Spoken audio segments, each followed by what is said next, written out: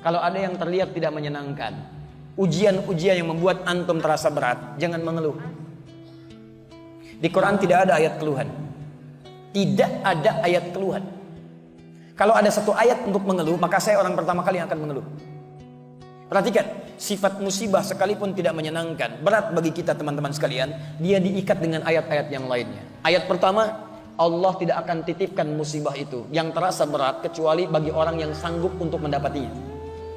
Tidak ada ujian di luar batas kesanggupan. Quran surah kedua ayat 286. La yukallifullahu nafsan illa. Tidak ada ujian kecuali sesuai dengan batas kemampuan. Jadi kalau antum sekarang punya masalah berat luar biasa, itu artinya kenapa diujikan pada antum? Karena cuma antum yang mampu, yang lain tidak. Makanya tidak diujikan kepada saya, tapi dititipkan kepada antum. Karena cuma antum yang mampu, yang lain tidak. Kalau antum tidak mampu, mustahil Allah titipkan ujian itu pada antum. Karena cuma antum yang bisa. Jangan antum mengeluh mengatakan, ya Allah, kenapa mesti saya ya Allah? Ya Allah, why me? Kata Allah, why not? Kenapa tidak? Anda yang mampu. Jadi kalau Anda nggak mampu, mustahil dititipkan ujian kepada Anda. Jadi sudah jalani, alhamdulillah, terima dulu dengan sabar. Terima.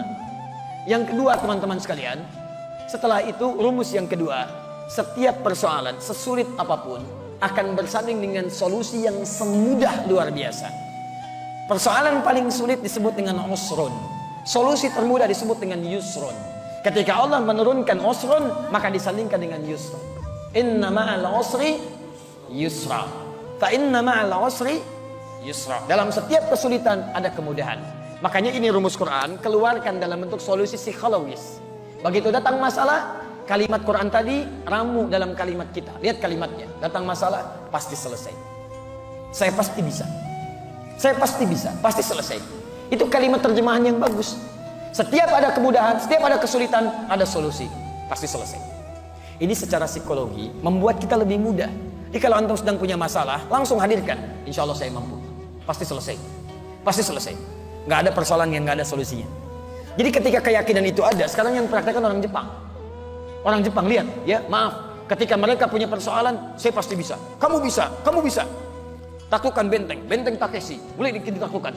Pasti bisa, saya bisa, kamu bisa. Masya Allah, kamu bisa, kamu bisa. Itu yang dipakai orang-orang luar yang punya teorinya kita. Korea ingin nyusul Jepang. Dari mulai TK, ketika mereka mulai baris, mereka mulai keluar kalimat-kalimat. Harus lebih daripada Nippon, harus lebih daripada Nihon, lebih daripada Jepang, lebih daripada Jepang. Jepang bikin Honda, mereka bikin Hyundai. Kita menyebutnya Hyundai. Lihat cek, Jepang bikin ini, Korea bikin ini. Jepang maju dalam bola, Korea maju dalam bola. Semua disusul, semua disusul.